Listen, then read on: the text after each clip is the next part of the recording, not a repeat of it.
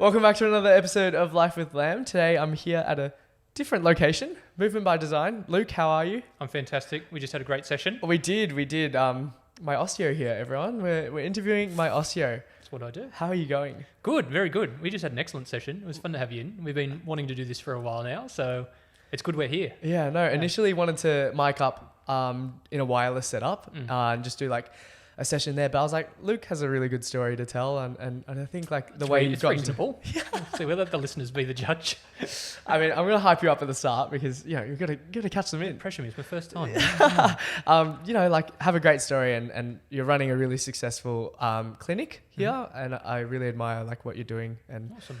want to get to know like where you've come from. Cool. So for the listeners, can you tell them a bit about yourself? Okay. I'm Luke. I'm now 36. I run this osteo clinic here, so Movement by Design.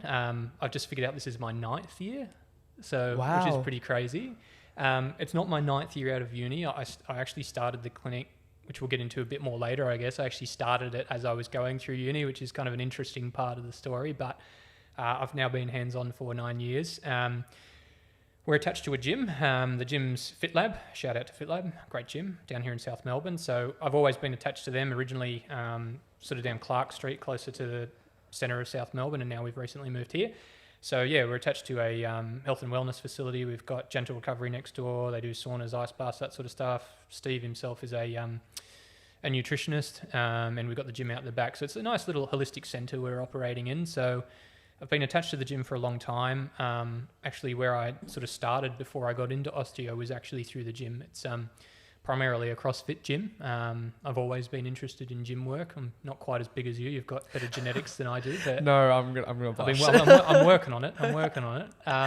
But yeah, basically, I've always loved the gym. I've been in the gym since I think it was 2002. So I've always loved movement, health, and fitness. It's always been something that's been interesting to me.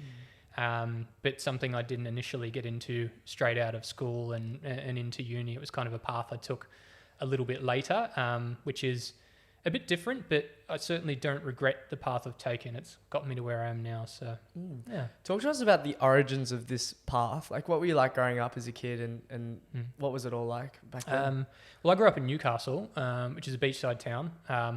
So I grew up with my brother. He's a bit older than me. I think he's turning 40 this year. So big milestone. And my parents, Deb and Reg. We call them Deb and Reg. Shout out Deb and Reg. Everyone has a mum and dad. We have a Deb and Reg. So we've always been a pretty tight-knit family. We get on very, very well. So grew up there. A great upbringing. We had a hell of a lot of fun. I think looking back and my journey to getting to the business and what I'm doing now is definitely heavily influenced by what my parents did. My father ran a nursery and landscaping supplies business. It was like a 3-generation thing. We're the first generation who didn't do it, thanks to Bunnings. So that's cool. But yeah, that was kind of the trajectory, I guess. But my dad worked his backside off. Like he worked almost every day. His work ethic was like enormous. Like even on public holidays, because he ran his own business, he'd be in there watering plants and do a lot of shoveling coal and wood and that sort of stuff. So, he worked really hard, and I'd like to think the work ethic side of things I kind of got from him. My mother, she did a number of things. She mainly stayed home and took care of us, but she also worked part-time at a bakery to kind of bring a little bit more money in for the family. And we always had a great upbringing with her. Like, she was a lot of fun. We had a lot of fun. We had a big backyard, which we used to play in a lot. And she loves to laugh, loves to have a lot of fun. And I think I can see that in what I do with patients. It's like, I like to describe it as professionally unprofessional. Like, we have a good time with what we're doing. There's no correlation with being serious and being good at your job. So I'd like to think that kind of more fun, playful side of me sort of comes from my mother's side of the family as well. So, but yeah, great upbringing, very, very athletic. When I was younger, we did a heap of sports, got into gym work very early, played a bit of soccer and that sort of thing. So very active early, pretty academic when I was younger, a little bit nerdy. So yeah, it was a pretty good upbringing, I'd say. Yeah, it's funny, like when you reflect, especially when you're growing up a little bit more, and I think I'm getting to that age where I'm growing up and I'm starting to see like my dad's work ethic come through, but also like my mum's entrepreneurial side coming through as well. Into raw strength. into raw strength. Shout out Pam. Shout out Pam. Yeah, world record holder. I got to get on the podcast. I treat a world record holder in you here. do, I know. Mother. That's something that you can put on your I know it's on the resume. Don't worry about that. Yeah. But yeah, it's amazing to hear like how you've sort of taken these little well, not even little, just like the work ethic and the personas that your parents embodied and have become your own person and are now running a really successful like clinic amongst lots of different, probably like-minded individuals as well. Yeah. What was it like? Like, why osteopathy? It's always hard to say. Osteopathy. Yeah, I'm like osteopathy. Yeah, don't worry. Everyone says it wrong all the time. They don't really know what it is. Why osteo is better. Keep it short. It's good. So osteo wasn't something I really knew about when I was growing up. So, in Newcastle, there were physios. I knew what a physio was. And that was actually what I wanted to be when I was younger. Because I liked the human body. That interested me. Human movement interested me. So the trajectory for me was always to try and get into physio. Physio is very hard to get into in Newcastle.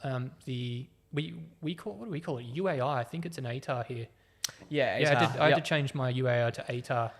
Yeah. Oh, like the conversion. Yeah, it actually went up a little bit, which was good. So shout out Victoria. Easier study score. New South Wales a bit smarter if you've been there. But no, that the score to get in there at Newcastle was hard because there's limited spots, and so I studied pretty hard at school, and I got the scores I needed to get in, and that's when I started to sort of have a change of heart. It's like one of those things you work hard to get, and then you get it, and then you don't know if you want it anymore. I had a creative side of me as well. Like I liked creative writing. I was fairly good with English and that sort of thing as well. So there was a side of me that wanted to kind of go down that creative path as well. I think one of the turning points, I think for me originally when I got into physio, we went to like this talk on, what physio is, what you can expect and all that sort of thing, just to kind of check it out after I'd got in. And one of the things that the guy continuously was saying, which kind of got in my head a little bit, was the most important thing in your job is your hands. You're always using your hands. And as you know, I've got two different hands. So, one is fully formed and one from birth is a little bit different. So if you're listening, if you're listening. Oh yeah, podcast. Man. Yeah, exactly. So look, this is why you should watch the YouTube, everyone. Yeah, it's great. You'll see me. So Luke's holding up his hands, and can you describe your other hand? So my right hand's completely normal, 5 fingers on that. Fully operates as you would expect a normal hand to. My left hand has a deformity. I've got 2 fingers on it. I used to have 3, but they removed one when I was really young, too young to remember. So I've got a bit more dexterity in that now. But yeah, it's a hell of a lot smaller and a lot different. But for me, it's kind of what I've always known. One of the interesting questions I always get is, what does it feel like? And I'm like, I don't know. Like a hand does, I guess. So it doesn't feel any different. And, it's what I've always known. So it's what I've always worked with. But yeah, I guess through teen years, perhaps that was something that was a little bit challenging. You get all these hormonal changes, get a bit self-conscious. So that was sort of a bit problematic through school. Yeah. What was it like navigating that? Because I think, a lot of us do grow up and we're very privileged and lucky to have, I don't want to say like fully functioning, but you look down at some of the deformities sometimes subconsciously as well. And it's an unfortunate thing. So what's it like growing up with something like that? And with, I don't know, kids can be absolute dicks. Yeah, they can be. Horrible. It was actually not to me though. I found it was interesting. Really? I was probably my biggest critic. So, okay. When I was growing up and I was younger, like this is like pre-teen years, it was fine. I didn't really notice I had to change anything. I think well, pun intended, but you play the hand you dealt, I guess. So it's one of those things you just learn to work around. Some things might be a bit more tricky for you, but it never really held me back in any way. When I was growing up, I was, a fairly extroverted kid, pretty clever, fairly popular, fairly athletic, like not a superstar or anything, but I got on well with people. So it was never really an issue there. I think when I got to high school, that became a bit trickier. So, you get the hormonal changes, you might feel a bit self-conscious about yourself. You're in a new setting, there's hundreds of people. So, at times, I'd have my hands in my pockets a lot, for example, just so it wouldn't come up. I just didn't want it to come up in conversation. So, there was a bit of that angst there when you're growing up, but, that passed after a couple of years and, you didn't care anymore. And by the time I got to sort of year 10, 11 and 12, it was, a known thing. People were fine with it. I was never really teased or anything like that. But yeah, when I went to that prezzo at the uni, and he was sort of saying, you know, you're using your hands a lot. I'm like, well, shit, is this going to be, you know, I've got one and a half of them. Like, what do I do with this? Yeah. I'm being kind, 1 2/5. So, Good but maths, yeah, I'm good like, maths. God, what am I going to do here? And so, you know, I was at that crossroads where I'm like, okay, I've got into physio, but there's something in the back of my head saying, go down the creative path, check that out. And that was almost the final nail in the coffin where I'm like, okay, well, maybe the hands-on thing isn't for me. I can do marketing. That doesn't require anything. I can go off and do something creative like that. So, yeah, I had a year off. I toyed with nutrition and dietetics for a bit, but that didn't stick. How old were you at the time? 18, 19, I think. Yeah. Something like that. And did you take a lot of inspiration from what your parents were doing or in the marketing sense? In the marketing sense, yeah. Not really. It was kind of a left of center thing. Yeah. It was just, I was fairly creative, I guess. I like to think outside of the square, and that's kind of what I thought marketing was, I guess. So, I went down that path. I did a business degree majoring in marketing. That took me across the other side of the country, actually. I finished uni and I was lucky enough to get a graduate job with Mars, the chocolate company. I was in their pet food division. Little known fact, they make their money off pet food. Yeah. So Whiskers, Pedigree, Dine, Kitty Cat, Optimum, heaps of stuff. Like most of the pet food aisle is them. Wow. So that's their money spinner. They don't make much off chocolate because the margins are small. They make a lot of pet food. So I was in their pet food division on their graduate program for a couple of years after that. And so I was over in Perth, got promoted back to Albury of all places where the head office was. And I guess the way I found myself to Melbourne was I come to Melbourne for New Year's one year and just had an epiphany. I'm like, okay, I'm early to mid 20s. I work for a pet food company and I live in Albury. Is this kind of where I saw my life going? And it was like a distinct no. So that's kind of when the next week I went back, quit my job, moved to Melbourne, slept on a mate's couch for a couple of weeks, and then eventually got some other jobs here before osteo took hold, I guess. Wow, what a journey! What a realization to come to. What were the sort of like early signs that, hey, maybe this marketing thing isn't for me? Like, was it your age? Was it a combination of where you were? Yeah, a couple of things, I guess. Mars were a great company. It wasn't like they're a bad company. They treat their employees really well. The grad program's second to none. They teach you a lot of stuff. The idea is to teach you a lot of stuff and create a pathway to some sort of senior management role. They do lose a lot of graduates because their head offices are in mostly country towns. So Albury, Bathurst, I think Wyong's their other one they're in. So they're in these country places, and you get city slickers. Not that I was a city slicker, but you get city slickers in those roles, and they don't cope well. Yeah, so, but I think that's the new thing. Like, you want to be in the city, like in the hustle culture, when you're young, like in and amongst it. Yeah. So partly that, and partly marketing wasn't what I thought it would be. It was. I think your creativity is a little bit stifled. Like, you can get creative, but it's within a tight box as well. Yeah, because you have quotas and demographics to sort of meet and please. So exactly. I can definitely see where that comes into play. Yeah. And was this a difficult conversation to have with your parents at all, or were they? No, they're really supportive. Yeah. My parents have always been great like that. They've never pushed me one way or the other. They're supportive of what you do. They'll ask you the questions that need to be asked and make you consider certain things that perhaps you haven't, which is helpful. Yes. But ideally they just, want me to be happy in whatever I do. So yeah, that was never an issue. That was always, they're more of a support than a kind of a devil's advocate, I guess you'd say. So that really didn't influence it too much, I guess. Yeah, I love that. And like, you're so young still, but I think we're pushed this narrative of, hey, like, we finished high school, we've got this really good ATAR or UAI. UAI. University Admissions Index.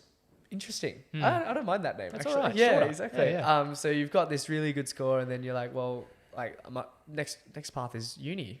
Like, obviously. Yeah. And then you've done uni and gone into this graduate program, and then you're like, well, hey, maybe this isn't for me. Yeah. What was that all like? Like, was it daunting on you? Like, I've wasted all this time going into this, or? Yeah, at first. I mean, that's the tricky thing when I think you said a lot of your listeners are kind of, just getting into uni and big life decisions to make. It's tricky at that age because you don't really know what you want to do. You don't have a hell of a lot of life experience. And sometimes you make decisions, I think, based on what your scores are. Like we said before, if you get a 99.9, the assumption is you're a doctor or a lawyer, even if you don't want to do that stuff. So often you let your score dictate what you do or what people think you should do because you have a level of intelligence. It's just a popularity thing. And it's almost like frowned upon. Like I remember the Ducks of my school wanted to be like a park ranger. Awesome. And it's just... I would like to be a park ranger as well. And everyone was like, what are you doing? Like being a park ranger, man. That's what I'm that's what I'm They're doing. like, what are you doing? You're like throwing your life away. No, bold move. I rate it. Yeah. That's someone who knows what he wants and wants to go get it too. Exactly. And full respect for that. Yeah. And we have these I have these conversations with other people, and I was the type of person who, like had my head screwed on in high school and really wanted to get that like really good ATAR. Tell people your ATAR, mate. It was a pretty good one. What was it? No, it's okay. 99 or something? No, your mother told me. No, not 99. It was pretty high. It was pretty high. It was high, which is good. And I look back and the work ethic that I had then, like I look back and I'm like, yeah, that was awesome. Yeah. But it's like, it's pigeonholed me into this idea of I need to go to uni now and do like something that is considered really good. So commerce is like the thing that's popped into mind because it's a high ATAR and it's at a prestigious uni. So that's only one factor though. Yeah. Yeah. And so a lot of people fall into that trap. Yeah, exactly. So you've quit your grad job. What did you have like a step-by-step pathway going into it, or like what were the jobs that you were working, and how did Osteo come into the picture? Yeah, I didn't have a plan. I was sleeping on the floor of a mate's house with no job in Melbourne, so no, the plan went out the window. No, so I'd come into Melbourne and I got a few jobs here. None of them lasted long, just because it wasn't a good fit. Either I wasn't a good fit for them or they weren't a good fit for me. And yeah, so I did a few jobs, and the last job I was in, it was kind of getting closer. Still in the back of my head, I'm still thinking of this, this physio thing, this human movement thing. I really like the gym. Should I do sports science? Like, this is always in the back of my head while I'm doing this. And anyway, my last job, I thought I was getting closer because it was marketing, but it was within a company, and I won't say the company's name because I didn't like them and I don't want to get in trouble. But it was within a company that focused on corporate health. So they'd run corporate health programs. Pretty cool concept, but the workings behind the scenes weren't great. And I thought, I'm getting closer. I'm working in the health field, but I was still doing this marketing. I didn't really like it. And so it was actually a chance meeting with an osteopath that got me into it. So at the same time I was working this job, and the job I was working in, I was working as, my fancy title was Insights and Innovations Manager, which is basically a wanky title for, hey, this new idea we've got, is it going to work? So my job was basically to report into a board of directors, all fairly chauvinistic males, and they had ideas. They'd tell me the ideas, I'd go research them, and then I'd come back to them and say, hey, this will work, this looks pretty good, or no, this won't work, and because of X, Y, and Z, and we should probably go this way. They were pretty strong-headed because they come from an advertising background, so they liked to travel the path they wanted to travel. Yep. And so half my day was spent bucking horns with the board, and half of my day was on Seek looking for a new job. Like, I hated it. So it was one of those jobs where, you get in early Monday morning, and, Friday, like Saturday morning, you're still doing Friday's work, and Sunday night, you're starting Monday's work. And in between that, you're getting drunk because you hate your life and your job. So that was kind of where I was at. And then at the same time, I was training up for the Melbourne Marathon. This is like a decade ago. I don't run anymore because it's dangerous. Powerlifting is better. Powerlifting's way better. Obviously not. I'm injured. No, so I've come to see you. It's cool, man. We're all right. We can still lift. We talked about this. But yeah, anyway, I was training up for the Melbourne Marathon. It was about 2 weeks out. And I'm like, man, I'm really tight. My stride's really off. They just don't feel great. My legs must be tight. I'm going to go get a massage in my lunch break. So I called this place and I said, oh, look, this is what's happening. Have you got a masseuse on I could come and see at lunch? And they're like, oh, we don't have a masseuse on. We've got an osteopath. Well, all right, cool. I don't know what that is, but as long as he rubs my legs, we're cool. That's all I need. I just need like a massage or something. So anyway, I turned up to this place in Windsor and went into the room with this osteo. He did a few tests on me and things. He didn't really describe a lot of what was going on at the time, which is kind of something that I do different in my practice now. It is, yeah. And for context as well, just sorry to butt in, I feel like, right. I've learnt such a great deal of like information and just gathered a lot of knowledge from just coming to visit you. I feel like I'm able to diagnose a problem or like try and find where the roots are coming from in terms of like, hey, maybe I'm doing this mechanic wrong, so it's sort of offsetting into this area. And I think that's something that really differentiates like your practice from a lot of people in the like specialist field and role, because you go to a doctor and they just diagnose you and they don't really give you a reason. It's take this pill. It's like, take this pill. It'll cure cancer. Yeah. And it's just like, it just doesn't work like that. Exactly. It's like, but how? And they're like, I'm not going to tell you because it is all capitalism. And you are just going to keep buying prescription after prescription. And I only have 7 minutes with you. So exactly. you need to get out. And here's $60 fee. So that's never been my model. I have long appointments and we go through a lot of stuff and it's for this reason. So you gain knowledge and you can kind of self-help, I guess. So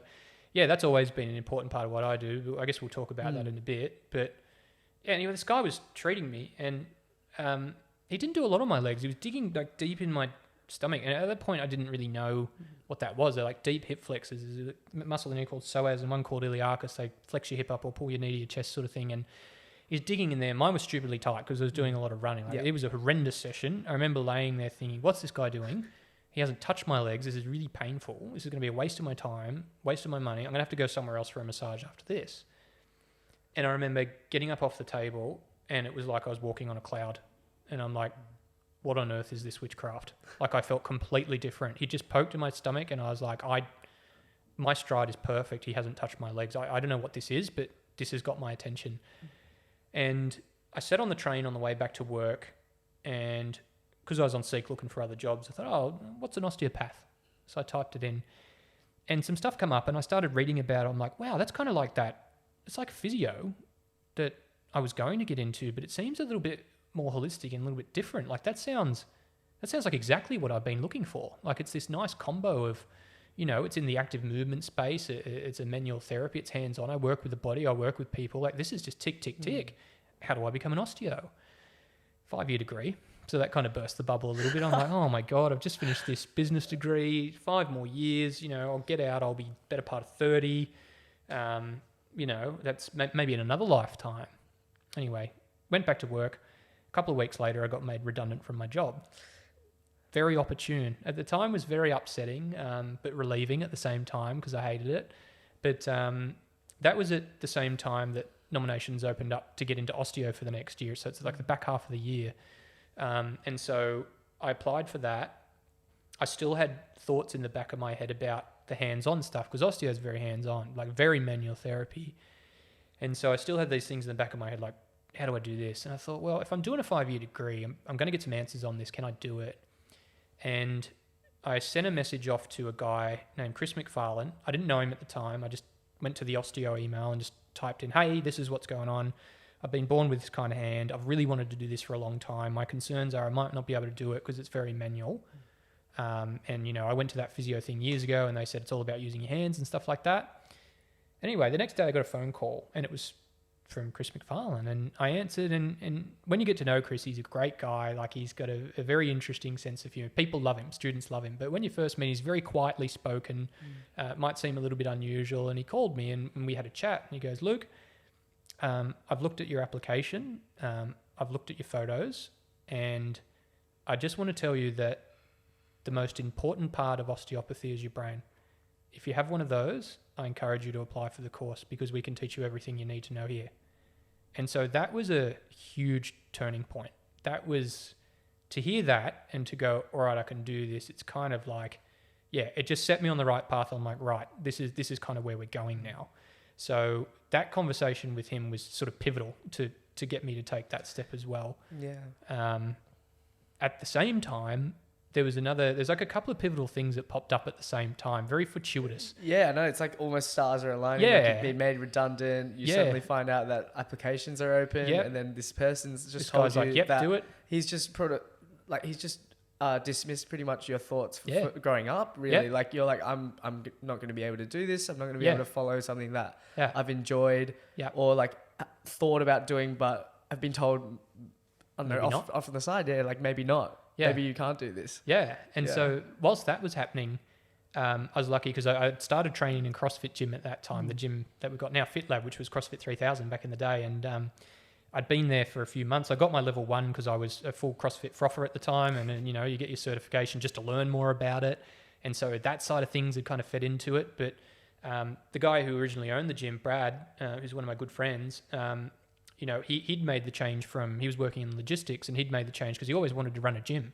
He was very successful in the army, very successful with logistics, but he wanted to run a gym, and he'd made that transition. So, I said to him, look, going to pick your brain about a few things because this is what I'm thinking of doing. And so, when I was off work and had nothing to do, he was in the process of moving the gym from one location to another. So, I come in and swept some floors and got some stuff out of the way because I was pretty useless with the manual tools and things. So he and Con, who ended up being the other owner of the gym, who was also pivotal in the birth of the clinic, that's how I got to kind of know them. And Brad put me on as a coach to shadow him. So I had something to do when I was off work. So that's when I started the gym. And I had some great chats with Brad, and, because he went through the same thing. He's in a job that's considered, very good, very prestigious in logistics, earning really good money, but he wanted to do something else. And he sent me a video clip from a guy called Alan Watts, who's a philosopher. You might have heard of him. And, one of my concerns at the time was, right, I'm on really good money for my age and I'm on a trajectory to management. Like, what am I going to do going back to uni? I'll have no money. And so he sent me a video, and it was, what if money was no object? And there was a line in there that kind of really caught me. It's, if you say that getting the money is the most important thing, you'll spend your life completely wasting your time, because you'll be doing things you don't like doing in order to go on living. That is, to go on doing things you don't like doing, which is stupid. So yeah, it's one of those things. It's like you've got to follow a pathway that you actually like, and if you're good at something, you become a master of it. Someone will pay a fee, and that's kind of how the business starts. So it snowballs. Yeah. So Brad was really pivotal in kind of pushing me over the edge to go if that's what you want to do, go do it. And so that's kind of how the pathway began. I went back to uni, which was unusual at first.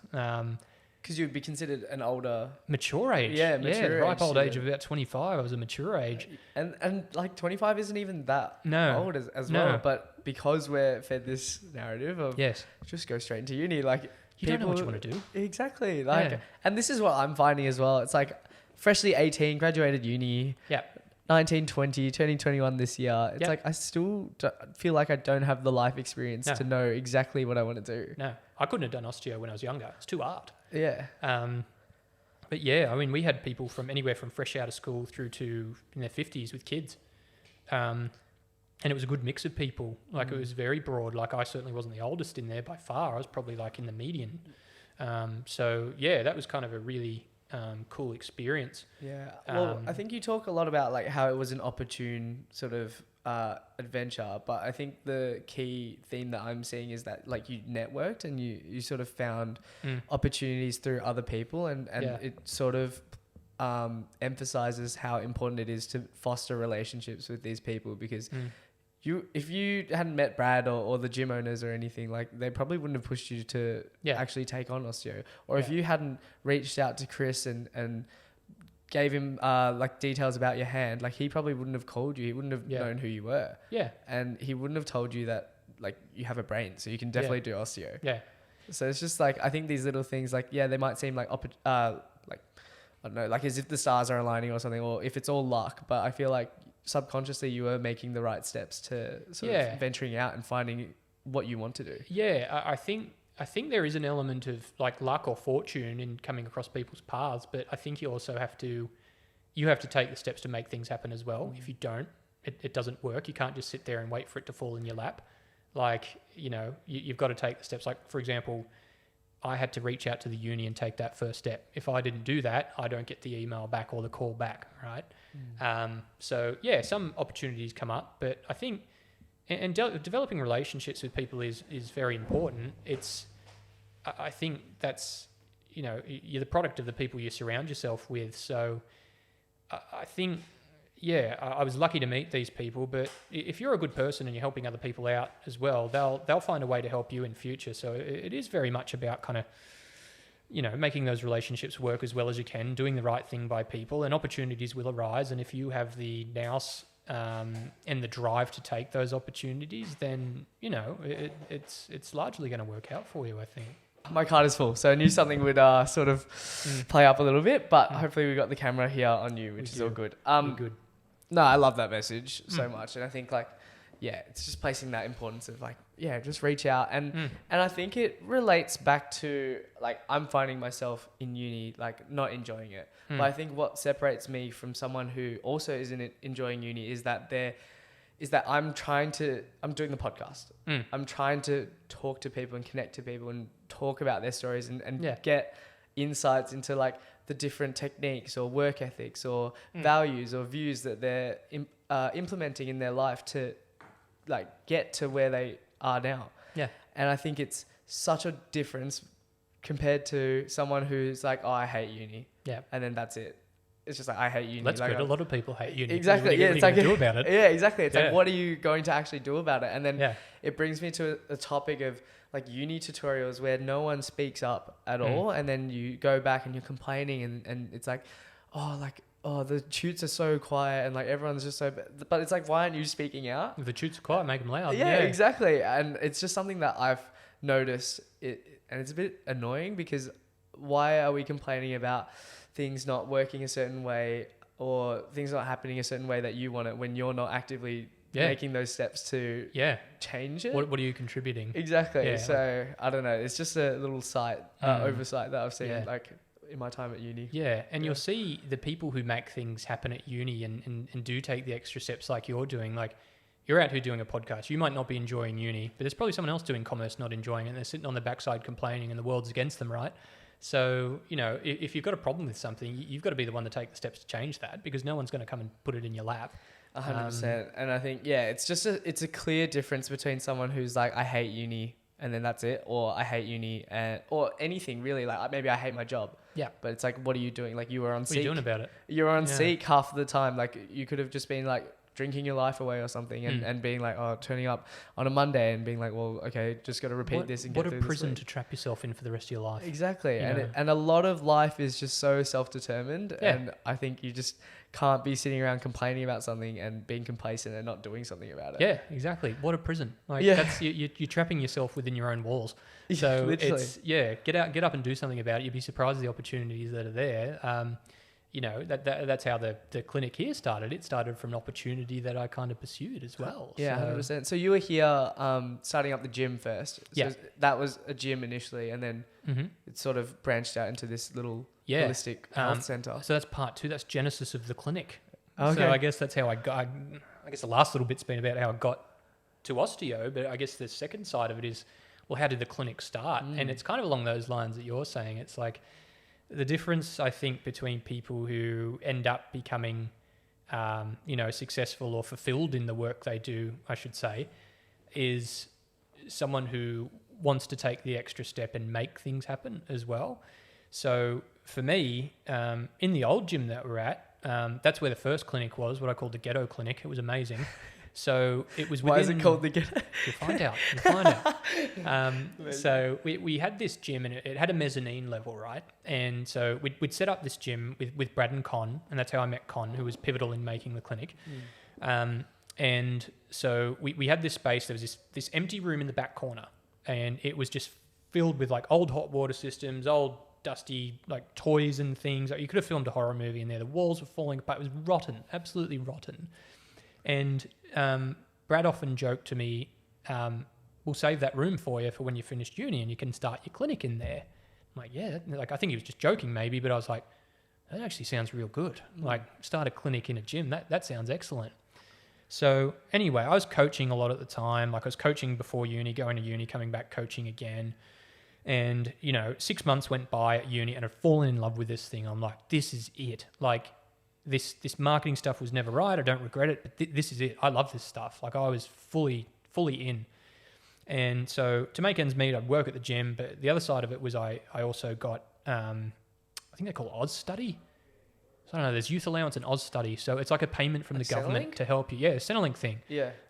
So, part of my being able to pay my rent and things, because you get paid at the gym, and Brad paid us well, but there wasn't not enough hours, No, not at all. And so I'm like, all right, well, if I got that Oz Study on the side, I'll pay rent. I had to do up a little budget, and I wasn't eating as fancy and going out drinking all the time, but I could easily make ends meet, right?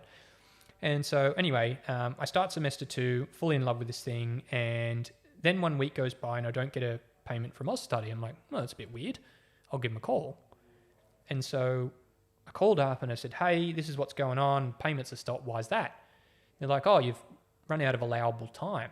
And I'm like, what do you mean allowable time? And I said, they said, oh, well, you've got a 4-year period in which you can claim. You did a business and marketing degree over 3.5 years, and now you've just had 1 semester of osteo. It's 4 years. And I'm like, well, I didn't claim when I was doing business and marketing. Like, my first claim's like start of osteo. And they're like, well, it doesn't matter. It's 4 years, it's allowable time, so we're not paying you anymore. So all of a sudden, I've got this conundrum where I was at uni, I'd found the thing that I knew was right and I loved, and now I had like half the money I needed to survive. So, you know, I was sort of at another crossroads there where I'm like, well, I've got the thing I love, or I have to go back to work and earn more money, like, because I can't make ends meet. Luckily, I had a little redundancy payment from when I got fired from that company. It wasn't much, it's a few $1,000s, but I'm like, okay, that'll tide me over until I can figure out what's going on. And then another little roadblock kind of come up. So I got another letter a couple of weeks later from the ATO. Like, oh, look, we've reviewed your payments, your tax from when you were working with Mars, and they weren't paying your HEX debt that you're supposed to pay. You owe us $2,000. And I'm like, oh God, I've just done this budget based on my redundancy payment. This is like Monopoly, and you land Yeah, on like go to jail. Oh, I've gone to jail big time and had to pay them $2,000 to get in there. So I'm like, okay, that's cut a little bit of time off. That's not good. Anyway, paid it, got in with him. Like, all right, I'm on borrowed time here. I've got to find something else. So I found a little job at a furniture store on a Friday that I didn't really like either, but it made ends meet. Claim to fame, I sold $20,000 worth of furniture to Megan Gale. Jeez. Oh, she's a babe. She's amazing. Anyway, but yeah, I had that job. It still wasn't making ends meet. And then I get another letter from the ATO 2 weeks later. They're like, oh, we reviewed that other year you were working at Mars. They weren't paying your HEX then either. $2 more grand, please. So all of a sudden, within a couple of weeks, $4,000's gone. And I'm like, oh no, I've got to somehow make ends meet. And I was desperate to stay in this course. There wasn't anything that was going to stop me on that. So anyway, one night I was at the gym coaching. I coached the last class. I was closing at the gym. No one was around. I remember looking up at that room in the mezzanine level, and, you know, Brad was saying, when you finish uni, you can make it in your clinic. And I thought, why can't I make that into a clinic now? And so I got online and I had a look, and I looked up the cheapest, nastiest learn to massage course you could find. It's a 2-day course. You'd pay them a couple $100. They'd just teach you routine and relaxation massage so you could get insurance to treat people. I'm like, right, I'm going to do that. And then, because I'm learning skills at uni as well that I could probably use as well. So I'm going to ask Brad if I can do up that clinic with the little money I've got left. And then I've got this skill set now where I've got insurance, so he doesn't have to worry about anything. It's on me now. And I'll start treating. I figured out if I could treat about, 5 people a week, I could kind of make ends meet. But I had to get this clinic built as well. And so from the ghetto, in the ghetto clinic, yeah, it was a bigger job than I thought.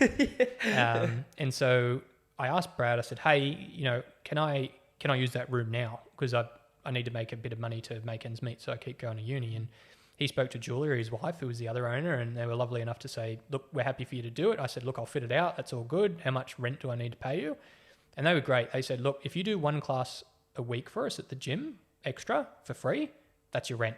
Wow. And so that's beautiful. If they didn't do that, there's no way in hell I'd be here. Like, because I was thinking, God, if they charged me a couple $100 rent, which is easily they could have, I probably wouldn't be able to do it. I'd probably be back in sales and marketing and hating it. But they were lovely enough to do that. And I thought, cool, how can I build it? And so this is where Con come in, my friend Con, who I'd met. He's a handyman. He knows everything. So, we got to know each other well building this clinic. And so we had to clear it out, essentially had to build a new wall. We had to lay a heap of floorboards and stuff with a little bit of redundancy payment I had. I'm pretty sure when Con went to Bunnings, he paid for most of it. I say we built it together. Con built it. I just watched Shout out Con. I just watched him build it. I was the foreman. But no, we spent a bit of time over summer trying to fit this thing out. And, without Con helping me, there's no way. If I just got a normal builder in there, that would have been thousands upon thousands of dollars. So, Con gave up his time. He never pays for treatment again in his life. Yeah. Always have a handyman in. Oh, your man, life. he's so handy. And the room was pretty good, except these shelves. We put one day we got drunk and put up some shelves, and there was one that was really crooked, but it was quite novel and endearing, so we left it there. Very sentimental. Oh, very sentimental shelf.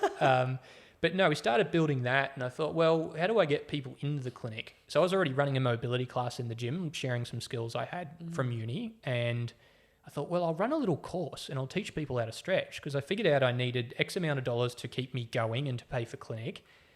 So I needed to sell 20 spots within this course I created, which was called Recovery, and it was basically come in on a Sunday for an hour, I'll teach you some stretches, I'll make some videos, and then we'll do some tests at first, and then we'll retest in 6 weeks. We'll see how everyone's gone.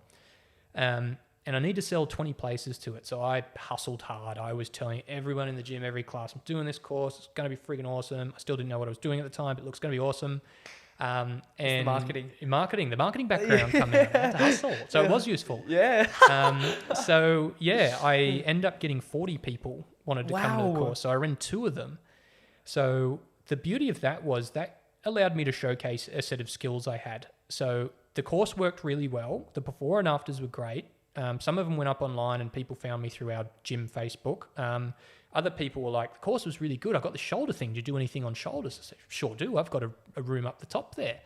It wasn't finished at that point. So my original treatment room was between the shower block and the toilet block, just in open air on the mezzanine. I did some treatments on the gym floor. I did one treatment on a guy. Shout out Dean Sharp. We did a treatment in the room half finished. We didn't have electricity in there, and it was like on as the sun was going down, and there was still sawdust in the corner. The sawhorses were there because Con was cutting out some timber and stuff that day. There's this little shitty fold-out table there. It was getting really dark. I couldn't see anything. I'm massaging his hamstrings. It was really weird. But, I was doing stuff to make ends meet. And I think that's such an important sentence there. Like, you were doing things to make ends meet, like the desperation of pursuing like something that you love. Like once you found it, obviously, and you loved it that much that you went to these ends to hustle hard, build the classes that you had. Obviously opportunistic with Brad, and like how generous he was with his wife as well. Like it's amazing to hear, and like it lights me up hearing how dedicated you were to something that you love, and that is what it sounds like to love something. Like when you're literally trying so hard to make ends meet. Yeah. Trust me, you don't know what you're capable of until you're put in a corner, and it's like, all right, well, you've either got to do something, you can go back to doing the easy thing. I could go back to sales and marketing. I'll fall into a job, that'd be fine. Like, there's so many of them, and I had a grad program under my belt, so I could have got another crappy job and just not liked it. But when you find something that's meaningful to you and it's almost taken away, man, you'll kind of scrap and get it done. It's important to, I guess, really find something that you love and you're passionate about. And it doesn't have to be anything to do with a UAI or an ATAR. Like, whatever you love is what you love. With a park ranger or a lawyer, who cares? If you love something and you can see where you want to go, you got to hustle to get it. So, sometimes you have to do things that you might not have done otherwise to get there. But when you're not getting paid by the government, you need cash. So I needed to treat 5 people a week to make ends meet. And that's really how the clinic started. Like, 1 become 2, 2 become 3. Before I knew it, I was treating 10, 15 people a week whilst I was still going to uni. So during uni, like, this was second year uni, I sort of had started the clinic. So, I'd come to the gym, I'd coach 6 and 7 a.m. I might treat 1 or 2. I'd go to uni. I'd come back. I'd coach. I'd treat 1 or 2. Go to bed. Work weekends. Like, never a day off. Like, you had to work for it to get there. But by the time I got to 4th year, so 4th and 5th year, like your masters, I had a full-time clinic. So I kind of come out the other side very fortunately, where I didn't really have to go looking for a job. Then I just had it. People seemed pretty happy with what I was doing. They were coming back. So I guess either they were happy or I wasn't fixing the problem, they had to come back. But, it was, it was a nice thing in that, you'd finish something, you'd work so hard for it. And, it was a very different case for some people. They were just looking for work, whereas I'd been working hands-on for 4 years of the degree. So I was probably lucky that I was a bit more advanced in skills by the time I got to the end of it, because I'd been working hands-on. 100%. And it's like tailoring or finding opportunities to apply yourself in certain domains or specializations, and like that just gives you the upper hand Massively. And like in the commerce field, there's obviously the theme or trend of, oh, I got an intern at this place, this place, Big Four, this place. I love the Big Four on the resumes. Yeah, exactly. Yeah. But I've had a few chats to like older people, and they've been really nice and call me naive or anything. Old people are nice. I like not old people or older people. Yeah. People that are older. I love them in here. They're the best. They have wisdom. Yeah, 100%. Oh, it's like wisdom. Yeah, exactly. And they've said like it's probably more advantageous that you're running a podcast. Oh, or man. doing your own thing. That shows a lot of things. You know, that shows you're willing to go out and do something for yourself. You show learning. You're independent. You can run your own thing. Like, there's a lot of skills that go into that are transferable that people look for in business. Yeah, and it's obviously not to discredit the people that are like putting in the hard yards and interning and finding and interviewing and doing countless like cover letters and resumes and things. Like, if that's your alleyway, like, I respect that. Go for it. That's 100% like up to you. But personally, like, I don't view myself in that space, and I really love like what I'm trying to build here as well. So I don't know where I was going there. That's important, because like I think one thing I've learned along the way is find what you like doing and then do that. It's pretty simple when you think about it, right? So you can overcomplicate it in your head a lot, and sometimes I think you spoke before about there's this narrative that you should do X, Y, and Z. And it's like, well, how much of that narrative is actually a thing versus how much of it is in your head? Like, is there something in your head thinking you should do X, Y, and Z? Like with me, for example, I'm like, in my head, I couldn't do it because I got a different hand. No one ever told me that. That was just in my head. All in your head. He was just saying hands on. He wasn't saying, hey, look, you can't do it. So, you know, sometimes it's the stories you tell yourself in your head, you can't do this or you shouldn't do that, or, you know, I should take this pathway in life. But I think if you find something that you're passionate about and you're good at, and it makes you feel good and excited to turn up to work, then that's way more important than doing a degree just because of an ATAR. Would you consider yourself like an entrepreneur or like entrepreneurial? I've never really thought of it that way. Because it sounds like all the qualities are lining up to be like, oh, I'm entrepreneur. I haven't really thought of it that way before, maybe, I guess. I don't think there's necessarily anything cutting edge about what I do, but maybe the approach and pathway I've taken are a little bit different and left of center, and Well, I think it's that grind period almost, like that hustle, which I'm starting to think like it's obviously admirable, and like you've gotten to where you have gotten because of like the way you've conducted yourself and held yourself and taken the opportunities around you. So it sounds like it's entrepreneurial to me, but you don't consider yourself one at all? Well, let's go with, I'm entrepreneurial. Yeah, entrepreneurial. I mean, you're running your own business. You convinced me. Yeah, I guess in a way, yeah. Well, because I don't know many individuals that would like go to the extents that you did to make a living out of something that you love. Yeah. Like, I feel like a lot or a large percentage of people would become complacent and just be like, well, it's easier if I just take that marketing role. Yeah, or just get a job at a clinic, I guess. Yeah. And I mean, that for some people that works really well because business is hard as well. It's not just all easy going. I have full respect for anyone who does anything for themselves. Like, you're running a podcast, for example, you've got up and done something. Anyone who starts a business, whether it goes on to be a successful business or not, I mean, to have the courage to do something like that, I think is pretty admirable, because there's heaps of challenges outside just getting there. Like, figuring out what you like and getting to a point where you can do it is one thing, but there's challenges in running your own business. I saw it with my father running a nursery. Man, there's headaches every day of the week. There's financial pressures with staff, different taxes you had to pay, different competitors coming into the market. It was a family-run business, so family issues come up as well. Like, running your own business is tricky. It's not to say it's not rewarding; it's incredibly rewarding. But I think there's a misnomer that if you run your own business, life's easy. If you speak to anyone who runs a business, they'll tell you they're working pretty hard. There's no days off. You're always doing something. I'm always getting messages on my days off, or there's admin to do, or I've got to do the accounting. There's always something to do, so you got to work hard. And I think there are some people, and it's not to say better than others, but it's just to say there are some people that are independent and don't mind doing those extra steps, and there are other people who just aren't suited to them, and that's fine.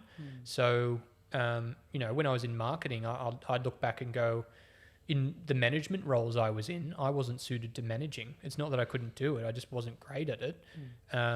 That's why I like osteo, because it's a task. I get a new task every 45 minutes and I try to be good at that task. Like, managing people isn't my strength. So, I don't think one thing's, easier than the other. It's just, it's different. It's interesting you bring up like, managing people isn't like one of my strengths as well. I think, and this draws upon like being so young and being forced into, or not forced, but like fed, like, you'd be good at this.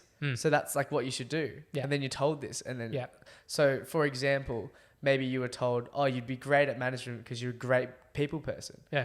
You'd be great at that. Like, commerce is your degree. Yeah. But then you go into it and you're like, you get a high ATAR, you'll be great at management. Yeah, exactly. Like, I hate this. Like, I love the people aspect of it, but maybe the 9 to 5 hours are shit, and I hate that. There's many different types of intelligence too. Like, academic intelligence is one very small part of it. Like, you've got to have an emotional intelligence in certain roles as well.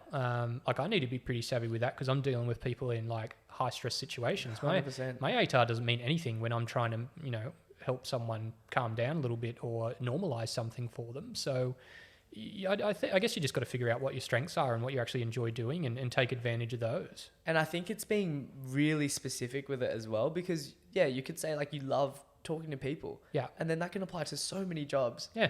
But it's like, maybe you don't have the emotional intelligence to navigate a conversation that will de-stress a client or a patient. And you can work on that if it is a weakness of yours. Exactly. But then some people like don't know how to, and then it's like, well, maybe a different job would suit them. And then you'd never know because you're just fed like at such a young age, you're good with people? Okay, go into management. Or go into being a teacher. Yeah. But maybe you're not a good teacher. Or maybe just you don't want to do it. Maybe you are a good teacher, but you just don't like doing it. Exactly. Yeah. So it's so interesting being able to like hone in and scope or seek out what your actual strengths are and fine tuning it and being really specific with it, I think. I also think there's another interesting side to that as well, I guess. Like, I think finding something you like is important, but then realizing what your role would be within that area is also important. So the example I use with people is PT. PT is an incredibly important job. I talked to Steve, who owns FitLab here. We think a personal trainer is probably the most important health professional out of all of them. They have such a large amount of time with a person. They can influence so many areas of their health. So you can influence how someone is psychologically, how they are physiologically, how they are socially. There's so many impactful areas. You can help them with nutrition. You can help hormonal balance. There's so many areas you can kind of touch on, and you're probably going to see that person multiple hours a week. That's a hugely important job. Sometimes PT swept under the table. It's just, the gym rat's doing it sort of thing. But the reason I bring up PT as an example of liking something and then the reality of the role is, I think if you like something, so a lot of people say, I like the gym, I'm really good at the gym. That doesn't mean you should be a gym instructor. There's a difference between leisure and what you're actually going to do for work as well. So just because you're good at the gym and you like being at the gym, the reality of the role of a PT is you're probably going to be dealing with people who don't like the gym that much or are not good at the gym. That's why they're seeking a personal trainer, for accountability and learning some skills. So your job isn't actually to train. Your job is to help people. So I think it is important that if you have a field that you like, also consider what the job is within that field. Do you have the skill set for that, or are you happy to learn it? And if you do go into it, could it possibly ruin something that's a nice leisure activity for you? Like, I know people who love the gym, then they're a PT, and then they hate training because they're in the gym all day. So I think there's two sides to it. Find something you like, but also realize, what is the actual role, and is it going to detract from something that's,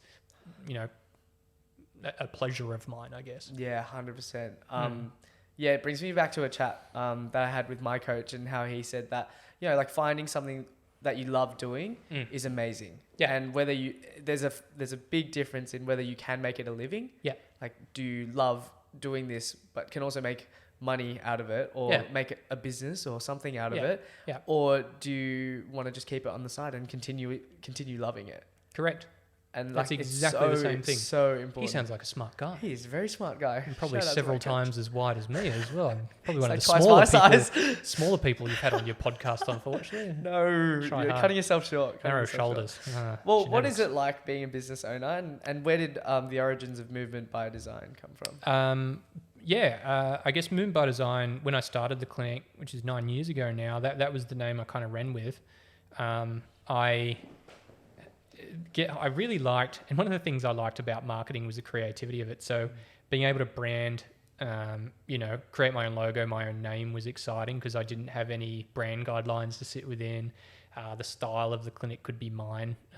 So you can see, I guess, a portion of the clinic here. It's not lovely. like a clinic. It was more like the idea it's like is, a home. yeah, this is like, it looks like my home. So the floorboards are the same, paint colors are the same, there's similar plants. I finished the clinic, I'm like, oh man, I've just made an extra bedroom in my home.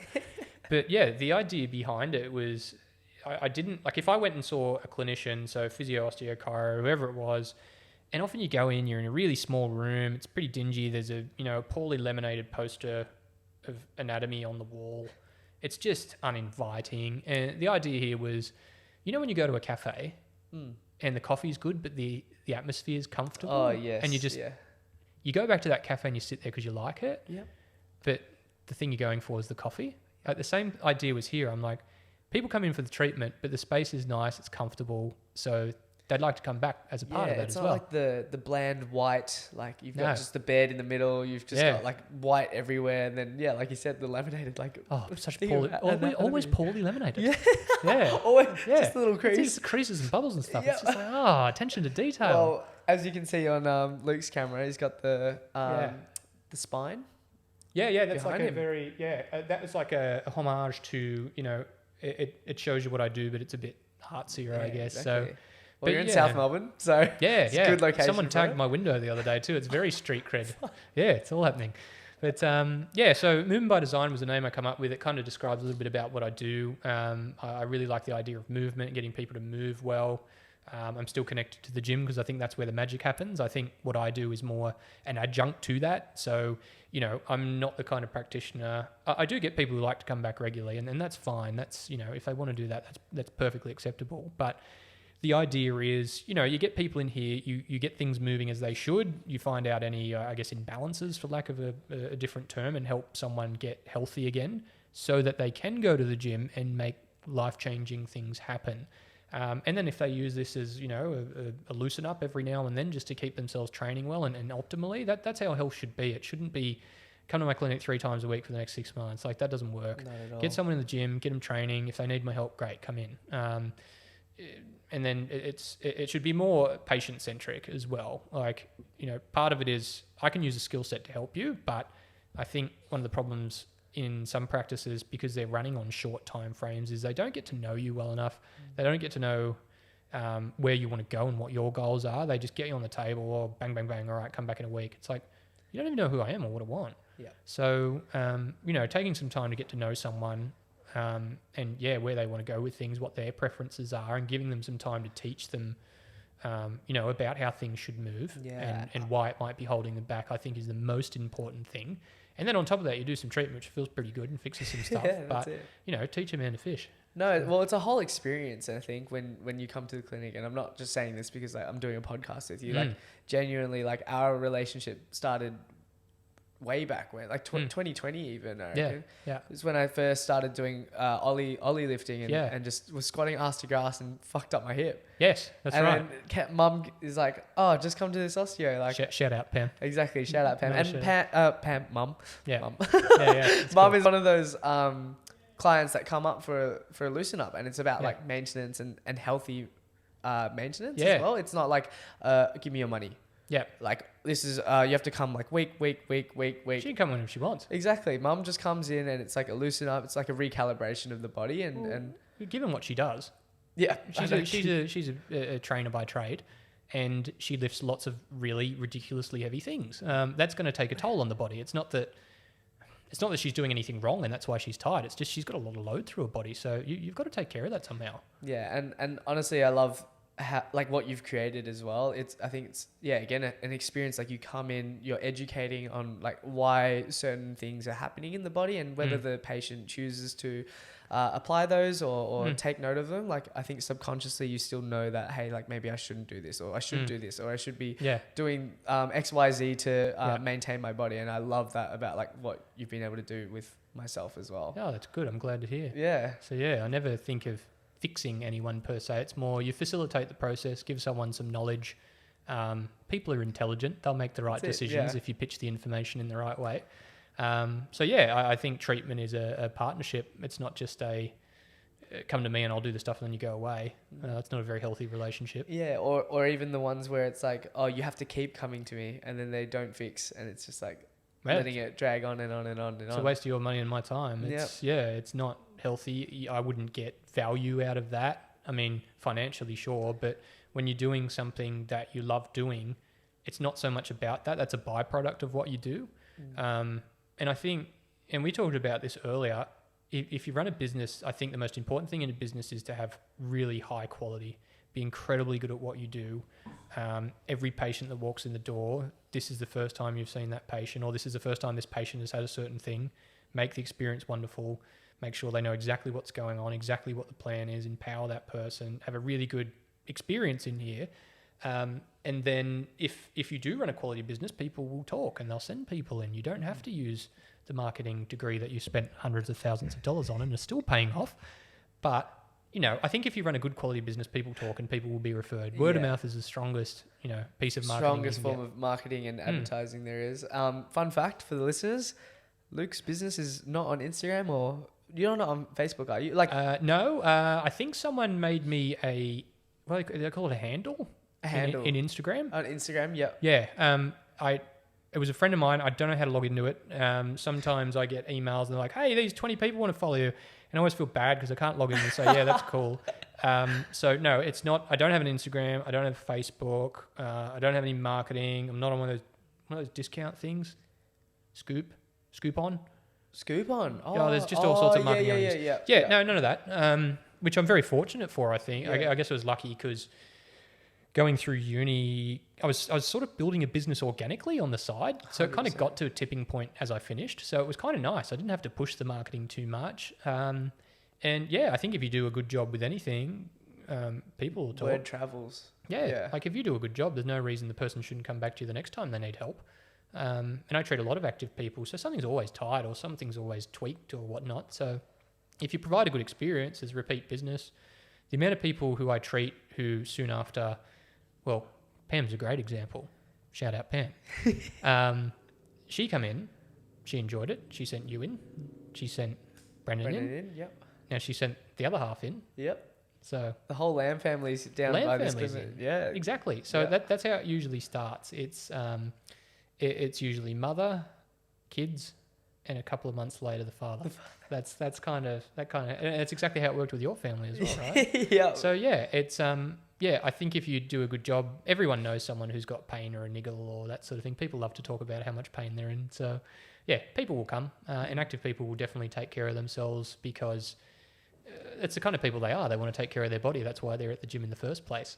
So they kind of have a higher health literacy, and so yeah, I guess I've been fortunate that that's kind of my niche market I'm in. People who actually want to take care of themselves. So that's good. I just facilitate that process. That is so interesting because I feel like the craze right now is, like what TikToks are you doing or what reels are you doing? Yeah, I'm not cracking dogs or snakes on TikTok at the moment. I hear that's pretty popular, but yeah.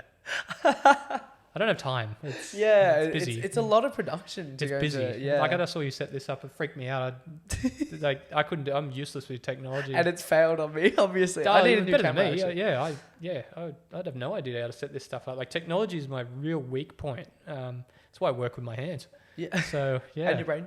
And brain as well. Brain is the most important. Exactly. Well, it's amazing because I think this sort of goes against the grain of like your modern day business. They're like pump out your advertising, pump out all these marketing promos, campaigns, XYZ, but you're literally here just providing a great experience. And then be good at what you do and the rest will take care of itself. Exactly. That's awesome. Yeah. I always said people get worried when a competitor opens up nearby. And I get that. And I'm in a different scenario because I'm kind of one-on-one. Like if you're in a business and you run a pie shop and a pie shop opens up next door, you're like, man, that damn pie shop, why the hell they open up next door for? Like I get it. But I think if you lose a client or a client decides to go somewhere else, I think, rather than being angry at the client or where they've gone, I think it's better to reflect on what you've done there as well, I guess. So if a client hasn't come back to you, clearly you're not a good fit, or is there something that you didn't do well enough for that client? And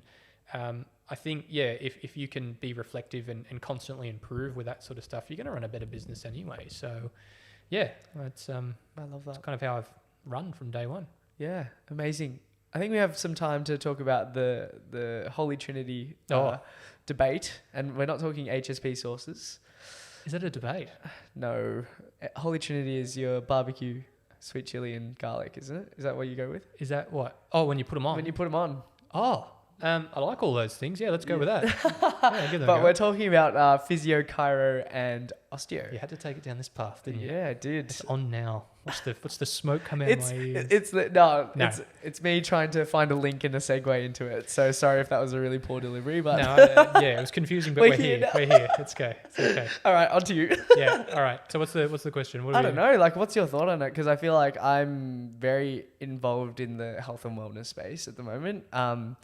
Like live and breathe it probably, and with mum in the background as well. Yeah. There's obviously a debate about like physio, is that better, or is an osteo better, or is a chiro better? Yeah. What's your sort of opinion on this? It's one of those things. I don't understand why there's a debate on it.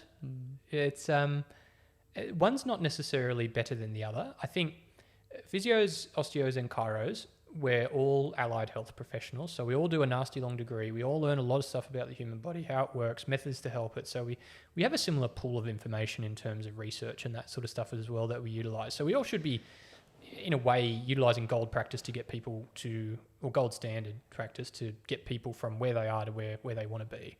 I think it's not so much about which profession is better. I think it's about finding a professional that suits you. Some people don't know I'm an osteo. They call me a physio. Some people say, I'm going to see Luke. Who's Luke? Oh, I don't know what he does. He just does some treatment. He does some dry needles and some massage and cracks me and stuff like that. There are differences between traditionally how they will treat, but you might get an osteo that treats more like a physio, or you might have a chiro that's more like an osteo, for example. They work very, very differently. Like, I think poor old chiros are the ones that probably cop it the most. They definitely do. I think even I have like a pretty negative... I know some brilliant chiros. I've been to some courses on like a lot of neurology with chiros, and man, I've learned some mind-blowing stuff that I use in my practice. So I don't think that's necessarily fair. Likewise, I know some brilliant physios. I've been to some courses with physios. I'm like, man, your rehab skills are like tenfold better than mine. I'm going to learn as much as I can from you. I know some osteos that I wouldn't go to myself. So, but it's not about the profession. It's about the person. And I think if you've got a practitioner and you're seeing them and they spend their time rubbishing another profession without knowing a lot about that profession or knowing a lot about the person you've seen, I think that's pretty naive, and I think it's a pretty negative headspace that person's probably in. And it's probably more of a reflection on like their own insecurities as well as a specialist as Massively. Well. Yeah. One of my questions I always ask people is, what have you tried before? Like, have you seen a physio? Have you seen a chiro? Have you seen an osteo? And, if they say, I've seen a chiro, okay, what is it that was successful that the chiro did for you? Did anything help? They say, yeah, it cracked my neck. It was brilliant. I'm like, cool, that's a little technique I'm going to use. I crack necks too. Cool, I'm going to put that in your treatment plan. If they said, yeah, I went to the chiro, cracked my neck, it didn't do anything. I'm like, cool, I won't crack your neck because it's pretty much the same thing.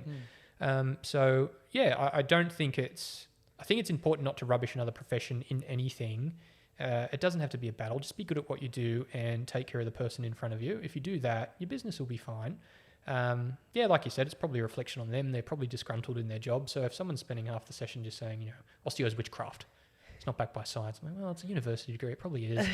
I'm not so much up for the debate of who's better. And if I was, I'd be pretty biased because I am an osteo. But I think it's about finding someone that you get along with well, someone that you trust and have a good rapport with, and someone that suits your style. I'm not everyone's cup of tea. Like, I get people in here and sometimes they're like, didn't really like that. That's cool. I'm lucky that most people come in and they quite like what happens, and so they'll come back. So, yeah, I think, what do the youth say now? Stay in your lane? Stay in your lane? Okay. Is that a thing? Yeah, it is. So stay in your lane, do what you do it really, really well. And if the person likes you, cool, keep working with them. It doesn't matter if there's other health professionals who are rubbishing you or, you know, 100%. Don't like a certain profession. Like, I don't know, I think... Yeah. And I think the more you worry about other people, it's just that reflection on like how insecure you are as well. It's like massively. Stay in your lane, keep Yeah. doing and providing value and creating those good experiences. And why would people go anywhere else if you're having a good experience? In all like actuality, it should be like a collaborative space as well. Because you're all like the end goal is to make the patient or the client feel better in themselves. Yeah, people get a God complex sometimes. Like I fixed him. Yeah. No, you didn't. You didn't do anything of the sort. Like the body fixed itself, and you just facilitated the process. So, but I collaborate with quite a few people, like a couple of physios. As I said, I'm happy to chat to your physio who's been doing some work with you as well. That should, shout out George. Yeah, shout out George. Yeah, right. Yeah. But no, it should be a collaborative space, and I don't think that patients necessarily need to just stick to one profession as well. Like I have patients that they like a chiro because they get their adjustments there and they always have. And so when they come to me, some of them want adjustments as well. Some of them are like, oh, no, the chiro will do my adjustments. Can you just do dry needling and massage? And yeah, cool, because that's what the patient needs. So you can use multiple health professionals. You can stick with one if you want. Just choose the right tool for the right job. If you feel like you need to go to the physio for something, go to the physio for something. That's cool. I won't be offended. There'll be other patients here. It's like, it's not that deep. Exactly. No, it's fine. Just be good at your job. Stay in your lane. Do a good job for the patient, and they'll be fine. If they're working with someone else, collaborate with that person if you can. And so you don't step on each other's toes. You don't make the process convoluted for the patient as well. It should all come back to patient-centered care. So, you know, if two professionals are just arguing why the other profession's shit and you're the patient, probably not a very good vibe. So, you're probably not going to get a good experience from that either. So put that to bed, didn't we? Yeah, I know that's the debate settled, I reckon. Settled. Yeah. Just stay in your lane. Yeah. That's it. Worry about your own thing. Have one of those HSPs with all those sauces, the Holy Trinity, to celebrate a victory there. That's good. Exactly. Right. Love it. Luke, thank you for your time. Is there worries. anything that you want to finish on? No, it's been fun. I hope it's been helpful and I wasn't too waffly. Hopefully some good takeouts. If it helps one person, that's great. If anyone needs a hand, they're welcome to come in. Don't find me on social media. Just ask Jaden. He'll tell you where I am. Yep. Send me a message or I'll put your website in our I've show got a notes website. below. Yeah. You do have a website? Yeah, no, I do. It's on the window there. I always feel movebydesign.com.au. There should be like a booking tab in there. Yeah, that's it. Feel free to jump in, but Amazing. Thank you so much for your time. Be sure. Oh gosh, I can't even speak. Be sure to follow at Life with Lamb Podcast on Instagram. Of course. And we'll catch you in the next episode. All right, sounds good. You.